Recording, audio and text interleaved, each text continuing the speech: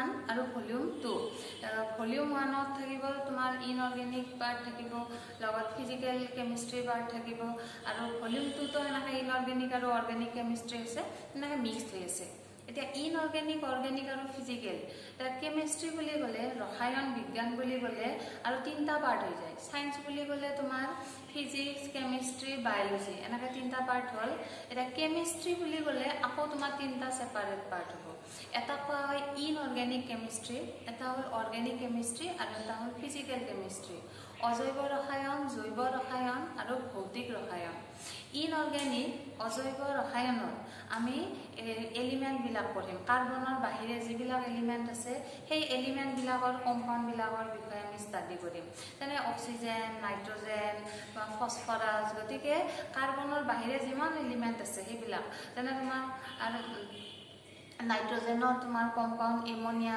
অক্সিজেনৰ compound water তেনেকৈ আমি বিভিন্ন ধৰণৰ কম্পাউণ্ড বিলাক যেটো ব্ৰাঞ্চত ষ্টাডি কৰো হেতু কোৱা হ'ব ইনঅৰ্গেনিক কেমিস্ট্ৰি বুলি কোৱা হয় নেক্সট হল অৰ্গেনিক কেমিস্ট্ৰি মানে study of carbon compounds mainly carbon compounds গতিকে কাৰ্বন কম্পাউণ্ডছ বিলাকৰ বিষয়ে যেটো ব্ৰাঞ্চত আমি ষ্টাডি কৰিম হেতু কোৱা হ'ব অৰ্গেনিক কেমিস্ট্ৰি তোমালোকে হাই স্কুলত পাই আহিছিলা এলকেন এলকিন এলকাইন এইবিলাক সব কাৰ্বন কম্পাউণ্ড সো এইবিলাক আমি কম এইবিলাক পাব অৰ্গেনিক কেমিস্ট্ৰিৰ পাৰ্ট জৈৱ ৰসায়নৰ পাৰ্ট বুলি কম আৰু নেক্সট হল ফিজিক্যাল কেমিস্ট্ৰি ভৌতিক ৰসায়ন ফিজিক্যাল কেমিস্ট্ৰি আমি ভৌতিক অৱস্থাবিলাক ষ্টাডি কৰিম ফিজিক্যাল ষ্টেট বিলাক ষ্টাডি কৰিম কম্পাউণ্ড এটা যেনে ওৱাটাৰ ললা ওৱাটাৰৰ ডেন্সিটি কিমান ওৱাটাৰৰ বইলিং পইণ্ট কিমান তেনেকৈ আমি ফিজিক্যাল প্ৰপাৰ্টি বিলাক ষ্টাডি কৰিম তাত আৰু কোনো ধৰণৰ কেমিক্যাল ৰিয়েকশ্যন নহয় আৰু বিভিন্ন ধৰণৰ প্ৰপাৰ্টি আছে যেনে তোমাৰ ধৰা surface tension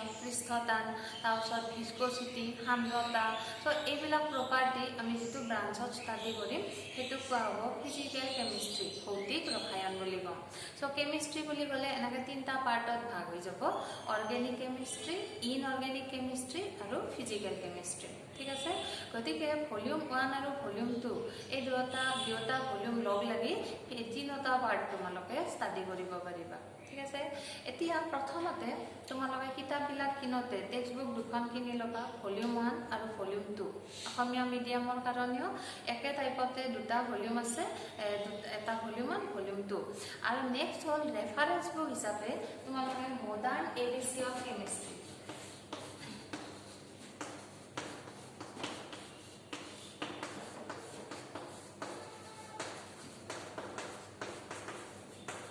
modern ABC of chemistry এখন ৰেফাৰেন্স বুক হিচাপে ফলো কৰিবা তাতে তোমাৰ সব বস্তু ডিটেইলছ দিয়া আছে টেক্সট বুকত কিছুমান বস্তু ৰিজন দিয়া নাই ধৰা কিন্তু সেই বস্তুটো তোমাৰ কিবা এটা কনফিউজন আছে গতিকে সেই ৰেফাৰেন্স বুকখনত চাই তুমি ক্লিয়াৰ হ'ব পাৰিবা আৰু নেক্সট হল অসমীয়া মিডিয়ামৰ ষ্টুডেন্ট বিলাকৰ কাৰণে এনেকুৱা ৰেফাৰেন্স বুক নাই গতিকে তোমালোকেও এন্ট্ৰেন্স বিলাক দিলে তো ইংলিশ মিডিয়ামতে দিব লাগিব গতিকে তোমালোকে এতিয়াৰ পৰা অসমীয়াৰ লগতে ইংলিশ মিডিয়াম ইংলিশত কি হয় সেন্টেন্সটো ইংলিশত ওয়াৰ্ডটো কি হয় এইবিলাক এতিয়াৰ পৰা তোমালোকে পঢ়ি যাবা লগে লগে পঢ়ি যাবা গতিকে তাৰ পিছত তোমালোকৰ তেতিয়া এন্ট্ৰেন্স দিওতে তেতিয়া কষ্ট নহয় বা তোমাৰ নেক্সট তোমালোকে ধৰি ললা ডিগ্ৰী পঢ়িলা বিএসসি পঢ়িলা কেমিস্ট্ৰি মেজৰ লৈ তেতিয়া তোমালোকে আসামিজ মিডিয়ামত কেমিস্ট্ৰি মেজৰ ল'ব নোৱাৰিবা তেতিয়া অসমীয়া ইংলিশ মিডিয়ামত ল'ব লাগিল গতিকে বাকিখিনি তোমালোকৰ হৈ যাব কিন্তু ধৰা তোমাৰ পৰমাণু বুলি পঢ়ি আছিলা তুমি যদি ইংলিশ নামটো নাজানা এটম বুলি তেতিয়াহ'লে তুমি আৰু নতুনকৈ ষ্টাডি কৰিব লাগিল হায়াৰ ছেকেণ্ডাৰী কিতাপখন আৰু পঢ়িব লাগিল সেইকাৰণে অসমীয়া মিডিয়ামৰ বিলাকৰ কাৰণে কৈছোঁ তোমালোকে ইংলিশ মিডিয়ামৰ কিতাপখন এতিয়া কিনি ল'বা হায়াৰ ছেকেণ্ডাৰীত যদি তোমাৰ ৱৰ্ডবিলাক ক্লিয়াৰ হৈ থাকে তেতিয়া আৰু ডিগ্ৰী পঢ়িলে ইমান টান নোপোৱা আৰু যিবিলাক অসমীয়া মিডিয়ামৰ পৰা ইংলিশ মিডিয়াম লৈছা সেইবিলাকৰ কাৰণেও এইটো কৰিলে অলপমান সুবিধা হ'ব ঠিক আছে গতিকে তোমালোকৰ মেইন টেক্সট বুকৰ দুখন এটা ভলিউম 1 ভলিউম 2 ফাৰ্ষ্ট ইয়াৰৰ কাৰণে আৰু সেনেকৈ ছেকেণ্ড ইয়াৰতো ভলিউম 1 আৰু ভলিউম 2 দুটা ভলিউম কিনি ল'ব লাগিব আৰু ৰেফাৰেন্স বুকো এখনে ল'ব পাৰিব মডাৰ্ন এবিসি অফ কেমিস্ট্ৰি গতিকে ইয়াতেও মডাৰ্ন এবিসি অফ কেমিস্ট্ৰিৰো দুটা ভলিউম আছে ফাৰ্ষ্ট ইয়াৰত দুটা ভলিউম ভলিউম 1 ভলিউম 2 সেনেকৈ ছেকেণ্ড ইয়াৰতো দুটা ভলিউম আছে ভলিউম 1 আৰু ভলিউম 2 ঠিক আছে। সো এই কিতাপখিনি তোমালোকে এতিয়া কিনি ল'বা, কিনি লৈ লাহে লাহে পঢ়া ষ্টাৰ্ট কৰিবা, হয়নে? গতিকে নেক্সট হ'ল যেতিয়া অফলাইন ক্লাছ হ'ব, আমাৰ নৰ্মেল ক্লাছবিলাক আৰম্ভ হ'ব, তেতিয়া এতিয়া যিখিনি শিকাই আছোঁ তাৰ আৰু যদি কিবা কনফিউজন থাকে, কিবা বস্তু কিবা এটা ধৰা টপিক বুজি পোৱা নাই, তেতিয়া আৰু তাতে সেই ক্লাছবিলাকত আমি ৰিপিট কৰিব পাৰিম, ঠিক আছে। গতিকে কিবা ধৰা বুজি পোৱা নাই যে এইখিনি বুজি নাপালোঁ আৰু নাপাওঁৱেই, এনেকুৱা নহয়। গতিকে তোমালোকৰ ক্লাছবিলাক হোৱাৰ পাছত সেইখিনি আৰু নেক্সট তোমালোকক ৰিপিট কৰি দিম দিয়া সেইটো। গতিকে এতিয়াৰ পৰা অলপমান সেনেকৈ পঢ়া ষ্টাৰ্ট কৰা, তেতিয়াহ'লে তোমাৰ এতিয়াতো আৰু কেতিয়া স্কুল খোলে তো সেইটোতো ঠিক নাই। গতিকে অক্টোবৰতো খুলিব পাৰে, এতিয়া অক্টোবৰলৈকে তোমালোকে আৰু নপঢ়াকৈ থাকিবানি। আৰু নেক্সট তোমালোক যিহেতু ফাৰ্ষ্ট ইয়াৰৰ ষ্টুডেণ্ট, চব বস্তু নতুন নতুন পাবা। প্ৰত্যেকটো কেমিষ্ট্ৰিৰে প্ৰত্যেকটো ছাবজেক্টৰ প্ৰত্যেকটো টপিক নতুন নতুন। এইবাৰ তোমালোকৰ ধৰা চেপ্টাৰ 12টামান চেপ্টাৰ আছে, 12 চেপ্টাৰ আছে। সেই 12 চেপ্টাৰত তুমি প্ৰত্যেকটো চেপ্টাৰতে যিবিলাক বস্তু পাবা সেইবিলাক কেতিয়াও পঢ়ি অহা নাই। তাৰমানে হাইস্কুলত তোমালোকে পঢ়ি অহা নাই, এইবিলাক নতুন নতুন বস্তু দিয়া হৈছে। গতিকে হায়াৰ ছেকেণ্ডাৰীৰ কোৰ্চটো, কেমিষ্ট্ৰিৰ কথা কৈছোঁ মই, কেমিষ্ট্ৰিৰ কোৰ্চটোত বহুত জানিবলগীয়া বস্তু আছে। যদি কেমিষ্ট্ৰি হায়াৰ ছেকেণ্ডাৰীত তোমাৰ ক্লিয়াৰ হৈ যায়, তেতিয়াহ'লে তুমি নেক্সট ডিগ্ৰী পঢ়া, MSc পঢ়া, এই বস্তুখিনিয়ে পঢ়ি থাকিব লাগিব। কেৱল অলপ অলপ বেছি লাগে, কিন্তু বেছিক বস্তু হায়াৰ ছেকেণ্ডাৰীৰ বস্তুখিনি। গতিকে হায়াৰ ছেকেণ্ডাৰীৰ সেইকাৰণে প্ৰত্যেকটো চেপ্টাৰে একদম ভালকৈ ক্লিয়াৰ হৈ পঢ়ি ল'বা। আৰু ক্লিয়াৰ হৈ পঢ়ি ল'লেহে এণ্ট্ৰেঞ্চো ক্লিয়াৰ হ'ব, কাৰণ চববিলাক কুৱেশ্যন কনচেপচুৱেল কুৱেশ্যন আহে। আৰু নেক্সট ফাৰ্ষ্ট ইয়াৰৰ পৰাও আহিব, ছেকেণ্ড ইয়াৰৰ পৰাও আহিব। সেইকাৰণে ফাৰ্ষ্ট ইয়াৰত যদিও আমাৰ এক্সামটো ইমান ইম্পৰ্টেণ্ট নহয়, ফাইনেল এক্সামটো ছেকেণ্ড ইয়াৰতটোহে কাউন্সিলৰ পৰা হয়, তথাপি ফাৰ্ষ্ট ইয়াৰত তুমি কোৰ্চখিনি ইম্পৰ্টেণ্ট। কোৰ্চখিনি যদি ফাৰ্ষ্ট ইয়াৰত, আৰু এইটো কথাও মই কৈ থওঁ একেলগে, ফাৰ্ষ্ট ইয়াৰত যদি তুমি কোৰ্চখিনি বুজি নোপোৱা, এইটো গোটেই কোৰ্চটোৱে কনচেপচুৱেল। চ' এই কনচেপ্ট যদি তোমাৰ ক্লিয়াৰ নহয়, তেতিয়াহ'লে ছেকেণ্ড ইয়াৰত তোমালোকে একো বুজি নাপাবা। ছেকেণ্ড ইয়াৰৰ এক্সাম তোমালোকৰ ভাল নহয়, ঠিক আছে। ফাৰ্ষ্ট ইয়াৰৰ কনচেপ্ট ক্লিয়াৰ হ'লেহে ছেকেণ্ড ইয়াৰত এক্সাম ভাল হ'ব। কাৰণ ফাৰ্ষ্ট ইয়াৰত যদি বুজি নোপোৱা, সেইবিলাক আমি ছেকেণ্ড ইয়াৰত গৈ এপ্লাই কৰিব লাগিব। চ' ফাৰ্ষ্ট ইয়াৰটো ফৰ্মুলা বুলি ধৰা, চ' ফৰ্মুলাখিনি আমি ছেকেণ্ড ইয়াৰত গৈ এপ্লাই কৰিম। সেইকাৰণে ফাৰ্ষ্ট ইয়াৰত যিমানখিনি শিকাম গোটেই কনচেপ্টখিনি তোমালোকে ক্লিয়াৰ কৰি ল'বা, ঠিক আছে। এইটো হ'ল। তাৰপিছত নেক্সট হ'ল তোমালোকক এতিয়া কোৰ্চটোৰ আৰু বিষয়ে কৈছোঁ। এতিয়া কোৰ্চটো হ'ল আমি প্ৰথম ফাৰ্ষ্ট ভলিউমটো ষ্টাৰ্ট কৰিম। ফাৰ্ষ্ট ভলিউমটোৰ ছাৰে তোমালোকক ফাৰ্ষ্ট চেপ্টাৰটো আৰম্ভ কৰিছে, বেছিক কনচেপ্ট অফ কেমিষ্ট্ৰি, ঠিক আছে। এতিয়া মই তোমালোকক ষ্টাৰ্ট কৰিম ছেকেণ্ড চেপ্টাৰটো। ছেকেণ্ড চেপ্টাৰটোৰ নাম হ'ল ষ্ট্ৰাকচাৰ অফ এটম, পৰমাণুৰ গঠন। এতিয়া ষ্ট্ৰাকচাৰ অফ এটম একে নামৰে তোমালোকে হাইস্কুলত এটা চেপ্টাৰ পঢ়ি আহিছা, তাতে কিছুমান বেছিক বস্তু পাইছা। এতিয়া তাৰ পিছৰ পাৰ্টখিনি আমি এতিয়া এইবাৰ কৰিম, ঠিক আছে। এতিয়া কেৱল মই তোমালোকক চেপ্টাৰটো শিকাওঁতে চেপ্টাৰটোত দুটা পাৰ্ট আছে। এটা পাৰ্ট হ'ল এটমবিলাকৰ ষ্ট্ৰাকচাৰৰ বিষয়ে বেলেগ বেলেগ চাইণ্টিষ্টে বেলেগ বেলেগ ধৰণে কিছুমান থিয়ৰী দিছিল। যেনে ধৰা তোমালোকে পাইছা ৰাডাৰ ফ'ৰ্চ থিয়ৰী। এই ৰাডাৰ ফ'ৰ্চ থিয়ৰীৰ পাছত নেক্সট আহিল ব'ৰ্ছ থিয়ৰী, এইটো তোমালোকে পোৱা নাই। চ' ব'ৰ্ছ থিয়ৰী আহিল, তাৰপাছত আহিব তোমাৰ de Broglie's theory, next Heisenberg theory, next আহিব স্কৰিঞ্জাৰ্ছ থিয়ৰী। এনেকুৱাকৈ কেইজনমান চাইণ্টিষ্টে তোমাক কেইটামান থিয়ৰী দিছিল।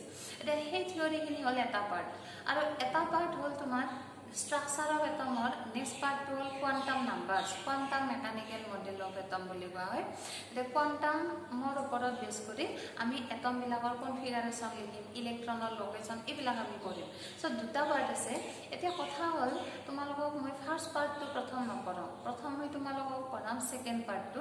এতিয়া তাৰ কাৰণটো হ'ল এতিয়া ছাৰে যিটো চেপ্টাৰ শিকাই আছে সেই চেপ্টাৰটো শেষ হোৱাৰ পাছত তোমালোকক থাৰ্ড চেপ্টাৰটো ছাৰে শিকাব। এতিয়া যদি এই ষ্ট্ৰাকচাৰ অফ এটমৰ ছেকেণ্ড পাৰ্টটো তুমি নাজানা, ছেকেণ্ড পাৰ্টটো নাজানাকৈ আমি থাৰ্ড চেপ্টাৰ বা ফ'ৰ্থ চেপ্টাৰ এইবিলাক একো আমি পঢ়াব নোৱাৰিম। গতিকে এই চেপ্টাৰটো যিহেতু বহুত দীঘল চেপ্টাৰ, সেইকাৰণে ফাৰ্ষ্ট পাৰ্টখিনি মই পিছত শিকাম। প্ৰথম ছেকেণ্ড পাৰ্টখিনি শিকাই ল'ম, তাৰপিছত ফাৰ্ষ্ট পাৰ্টটো শিকাম। দুটা পাৰ্টৰ মাজত একো ৰিলেশ্যন নাই, তোমালোকে কনফিউজ হ'ব নালাগে। গতিকে প্ৰথম ছেকেণ্ড পাৰ্টটো শিকি ল'ম, আৰু তাৰপিছত আমি ফাৰ্ষ্ট পাৰ্টটো শিকিম। এতিয়া ছেকেণ্ড পাৰ্টটো তোমালোকৰ কিতাপখনত তোমালোকে চাবা, ছেকেণ্ড পাৰ্টটোৰ কাৰণে পেজ নাম্বাৰ 50। টেক্সটবুকত পেজ নাম্বাৰ 50 পৰা সেকেন্ড পাৰ্টটো আৰম্ভ হ'ব গতিকে মই তোমালোকক পেজ নাম্বাৰ 50 পৰা ষ্টাৰ্ট কৰিম ঠিক আছে এতিয়া প্ৰথমতে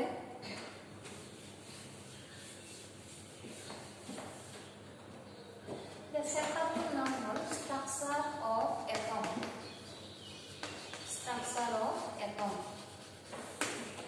পৰমাণুৰ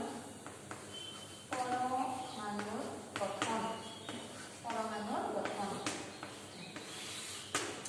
এতিয়া এইকেইটা ক্লাছত তোমালোকৰ নোটছ বিলাক যদি ডিটেইলছ দিওঁ তেতিয়াহ'লে তো বহুত টাইম গুচি যাব এনেকৈ লিখি থাকোঁতে যেতিয়া তোমালোকৰ নৰ্মেল ক্লাছবিলাক হ'ব তেতিয়া তোমালোকক নোটছবিলাক প্ৰিণ্ট কৰি বা জেৰক্স কৰি তেনেকৈ তোমালোকক দি দিম এতিয়া মেইন যিবিলাক পইণ্ট আছে প্ৰত্যেকটো টপিকৰে মেইন পইণ্টবিলাক তোমালোকক লিখি যাম গতিকে তোমালোকেও লিখি যাবা আৰু মই তেনেকৈ লিখি দিম তোমালোকক দুটা লেংগুৱেজতে লিখি দিম মই আৰু নেক্সট কুৱেশ্যন এনচাৰবিলাক অলপমান আলোচনা কৰিম তেনেকৈ আমি ষ্টাৰ্ট কৰোঁ ঠিক আছে এতিয়া পৰমাণুৰ গঠন প্ৰথমতে এটম এটা কি থাকে এটম বুলি ক'লে যেনে সোডিয়াম এটম বুলি ক'লা সোডিয়াম পৰমাণু বুলি ক'লা এতিয়া atom is composed of 3 components তিনটা কম্পোনেন্টেদি ফৰ্ম হয় এটম এটা পৰমাণু এটা হ'ল তোমাৰ ইলেক্ট্ৰন এটা আছে প্ৰটন আৰু নেক্সট হ'ল নিউট্ৰন এইবিলাক তোমালোকে হাই স্কুলত পাই আহিছা গতিকে মই জাষ্ট অলপমান মনত পেলাই দিছোঁ তোমালোকক সো এটম এটাত ইলেক্ট্ৰন প্ৰটন আৰু নিউট্ৰন থাকে এতিয়া তোমালোকে ৰাডাৰ ফ'ৰ্চ মডেল পাইছা ৰাডাৰ ফ'ৰ্চ মডেলতে the proton and neutrons present at the center and this center is named as nucleus proton and neutron center থাকে atom etar আৰু এই চেণ্টাৰটোক আমি নাম দিছো নিউক্লিয়াছ কেন্দ্ৰটোক নাম দিয়া হয় নিউক্লিয়াছ বুলি কোৱা হয় আৰু নেক্সট হ'ল electrons present at some circular path around the nucleus নিউক্লিয়াছৰ চাৰিওফালে কিছুমান এনেকুৱা বৃত্তাকাৰ কক্ষপথ থাকে এই পাথবিলাকৰ কক্ষপথবিলাকত ইলেক্ট্ৰনবিলাক থাকিব এতিয়া সোডিয়ামৰ ক্ষেত্ৰত সোডিয়ামৰ হ'ল ইলেক্ট্ৰন হ'ল 11 ইলেক্ট্ৰন থাকে ঠিক আছে সো 11 ইলেক্ট্ৰন মানে এটমত ইলেক্ট্ৰন মানে হ'ল চাৰ্জ আধান গতিকে ইলেক্ট্ৰন মানে হ'ল নিগেটিভ চাৰ্জ আৰু প্ৰটন মানে হ'ল পজিটিভ চাৰ্জ তা যিমান ইলেক্ট্ৰন থাকে প্ৰটনৰ সেম নাম্বাৰে থাকিব একে নাম্বাৰ থাকিব কাৰণ এটম এটা ইলেক্ট্ৰনিক্যালি নিউট্ৰেল হ'ব লাগে সো নিউট্ৰেলতে নিগেটিভ চাৰ্জ আৰু পজিটিভ চাৰ্জ ইকুৱেল হ'ব লাগিব গতিকে 11 ইলেক্ট্ৰন যদি 11 প্ৰটন আছে তে এই 11 প্ৰটন নিউক্লিয়াছত আছে এই চেণ্টাৰত আছে 11 প্ৰটন লগত নিউট্ৰন থাকিব নিউট্ৰনৰ নাম্বাৰ আমাৰ দৰকাৰ নাই আমি মাছ নাম্বাৰৰ পৰা নিউট্ৰনৰ নাম্বাৰ ক্যালকুলেট কৰোঁ মাছ নাম্বাৰটো মই পিছত কৰিছোঁ সো প্ৰটন হ'লখিনি এতিয়া নেক্সট হ'ল ইলেক্ট্ৰন 11 ইলেক্ট্ৰন আছে সো এই ইলেক্ট্ৰনবিলাক এই যে অৰবিট সেলবিলাক আছে এইবিলাকৰ নাম দিয়া হৈছে সাৰ্কুলাৰ পাথবিলাকৰ নাম হ'ল সেল অৰ অৰবিট ঠিক আছে এটো হ'ল হোল নাইবা অৰবিট বুলি কোৱা হয় অৰবিট সংজ্ঞাটো অৰবিট বুলি ক'ব পাৰে বা হোল বুলি কোৱা হয় সো এই সেলবিলাকত এই ইলেক্ট্ৰনবিলাক থাকিব এতিয়া সেল বুলি ক'লে এটো হ'ল ফাৰ্স্ট সেল এটো হ'ল সেকেন্ড সেল আৰু এটো হ'ল থাৰ্ড সেল মানে ফ'ৰ্থ সেল ফাইভ সেল যিমান ইচ্ছা সেল দিব পাৰা তাই এই সেলবিলাকত তুমি ইলেক্ট্ৰনবিলাক দিওঁতে ডিস্ট্ৰিবিউট কৰোঁতে যিকোনো ইলেক্ট্ৰন দিব নোৱাৰা তোমালোকে এইটো বস্তু পাই আহিছা ফাৰ্স্ট সেলটো তোমালোকে ইলেক্ট্ৰন দিব লাগে 2 electron maximum 2 electron so সোডিয়ামৰ ইলেক্ট্ৰনখিনি distribute কৰোঁতে তুমি ফাৰ্স্ট 2 বুলি লিখা তাৰপিছত তুমি 8 লিখা তাৰপিছত তুমি লিখা 1 লিখা এটো কোৱা হয় ইলেক্ট্ৰনিক কনফিগাৰেশন ডিস্ট্ৰিবিউশনটো কোৱা হয় ইলেক্ট্ৰনিক কনফিগাৰেশন ইলেক্ট্ৰনীয় বিন্যাস বুলি কওঁ এটা তুমি যে 2 8 1 বুলি লিখিছা কিয় লিখিছা এই যে 2 ইলেক্ট্ৰন তাৰমানে ফাৰ্স্ট সেলত 2 ইলেক্ট্ৰন আছে এনেকৈ আমি ইলেক্ট্ৰনবিলাক সেলবিলাকত ডেফিনেটলি ডিস্ট্ৰিবিউট কৰিব লাগে ফাৰ্স্ট সেলত 2 ইলেক্ট্ৰন সেকেন্ড সেলত 8 ইলেক্ট্ৰনতকৈ বেছি থাকিব নোৱাৰে সো সেকেন্ড সেলত 8 ইলেক্ট্ৰন এনেকৈ থাৰ্ড সেলত 18 ইলেক্ট্ৰন ম্যাক্সিমাম থাকিব পাৰে সো সোডিয়ামত যেহেতু 11 ইলেক্ট্ৰন আছে ইয়াতে 8 + 2 10 হৈ গ'ল সো 1 ইলেক্ট্ৰন থাকিল সো সেই 1 ইলেক্ট্ৰন থাৰ্ড সেলত থাকিব 3 নম্বৰ হলত 1 ইলেক্ট্ৰন থাকিব গতিকে এই যে সেলবিলাকত তুমি ইলেক্ট্ৰন ডিস্ট্ৰিবিউট কৰিলা হেতুকে এনেকে ৰিপ্ৰেজেন্ট কৰিলে হেতু কোৱা হয় ইলেক্ট্ৰনিক কনফিগাৰেশন বুলি কোৱা হয় ইলেক্ট্ৰনীয় বিন্যাস বুলি কোৱা হয় ঠিক আছে গতিকে এই যে ইলেক্ট্ৰনবিলাক সাৰ্কুলাৰ পাথ কিছুমানত থাকে এই থিওৰিটো দিছিল ৰাদাৰফৰ্ডে। ৰাদাৰফৰ্ড এইখিনি তোমালোকে পাই আহিছা, স্কুলত পাই আহিছা। গতিকে ৰাদাৰফৰ্ডৰ মতে আমাৰ প্ৰথম হ'ল এটম, এটাত কি কি থাকিব ইলেক্ট্ৰন, প্ৰটন আৰু নিউট্ৰন। গতিকে সেইটোৰ ওপৰত বেছ কৰি ৰাদাৰফৰ্ডছ মডেল আহিল।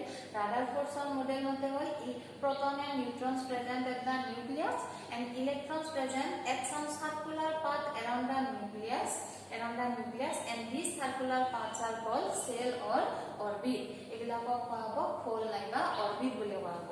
ঠিক আছে, এতিয়া আমি নেক্সট ষ্টাৰ্ট কৰিম এই ৰাদাৰফৰ্ডৰ পাছত আৰু কেইটামান আছে, সেইকেইটাৰ লগত মই যিটো ষ্টাৰ্ট কৰিম সেইটোৰ একো ৰিলেশ্যন নাই।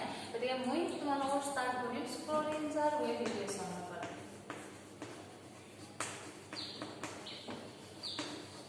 স্ক্ৰডিঞ্জাৰ ৱেভ ইকুৱেশ্যন,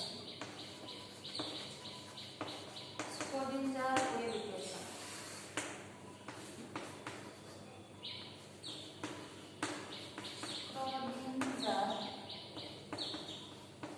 স্ক্ৰডিঞ্জাৰ তৰংগ সমীকৰণ, স্ক্ৰডিঞ্জাৰৰ তৰংগ সমীকৰণ, এইটোৰ পৰা মই তোমালোকক ষ্টাৰ্ট কৰিম। এতিয়া প্ৰথম আৰু এই ৰাদাৰফৰ্ডছৰ মডেলত আহিলোঁ। এতিয়া প্ৰথম হ'ল ৰাদাৰফৰ্ডছৰ মতে এইখিনি কথা গম পালা। নেক্সট আহিল ব'ৰ্ছ থিয়ৰী হ'ল এটা পইণ্ট ইম্পৰ্টেণ্ট। এই ইলেক্ট্ৰনবিলাক যিবিলাক অৰবিটত থাকিব সেই অৰবিটবিলাকৰ এনাৰ্জি ডেফিনিট থাকে। অৰবিট বা চেলবিলাকৰ এনাৰ্জি ডেফিনিট। যেনে তোমাৰ এইটো চেল, এই চেলটোৰ এনাৰ্জি আমি E1 বুলি ক'লোঁ, এইটো চেলৰ এনাৰ্জি E2 বুলি ক'লোঁ আৰু এইটো চেলৰ এনাৰ্জি ধৰা হ'লোঁ E3 বুলি ক'লোঁ। যদি চেলটোৰ এনাৰ্জি ডেফিনিট, ইলেক্ট্ৰনবিলাকৰো এনাৰ্জি ডেফিনিটে হ'ব, নিৰ্দিষ্ট হ'ব ইলেক্ট্ৰনবিলাকৰ শক্তি। গতিকে according to Bohr's model, the electrons present in the orbit having definite energy. The first cell has energy E1. তেনেকৈ আমি এই এনাৰ্জি হিচাপে ইলেক্ট্ৰনবিলাকক ডিষ্ট্ৰিবিউট কৰিব লাগে।